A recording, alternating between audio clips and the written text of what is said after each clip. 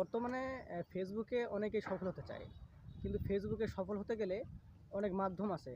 তো তার ভিতরে আমি হচ্ছে আগের একটি নিয়ম ছিল ফেসবুকে বা একটি আমরা আগে পোস্ট করতাম। পোস্টগুলি ফলোয়ার আছে, সে ফলোয়ারদের কাছে পৌঁছাতো। সাপোজ ধরেন যে আপনার পেজে 5,000 কি 6,000 ফলোয়ার আছে। তো আগে যখন আমরা ফার্স্ট টাইমের দিকে যখন আমরা পোস্ট করতাম, তখন ওই পোস্টগুলি আমার যে ফলোয়ারগুলো আছে বা আপনার যে ফলোয়ারগুলো আছে তাদের কাছে পৌঁছাতো।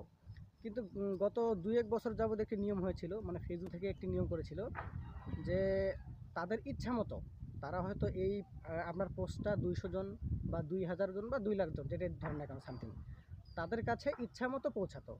কিন্তু এখন আবার গত 2 থেকে 3 দিন আগে আমি একটা আপডেট পেয়েছি যে এখন আবার আগের মতো করে তারা আবার আপনার যে কয়জন ফলোয়ার, 5,000 হোক, 6,000 হোক বা 10 হোক, যা যা হয়, আপনার ফলোয়ারদের কাছে সেই পোস্টগুলি তারা শো করবে।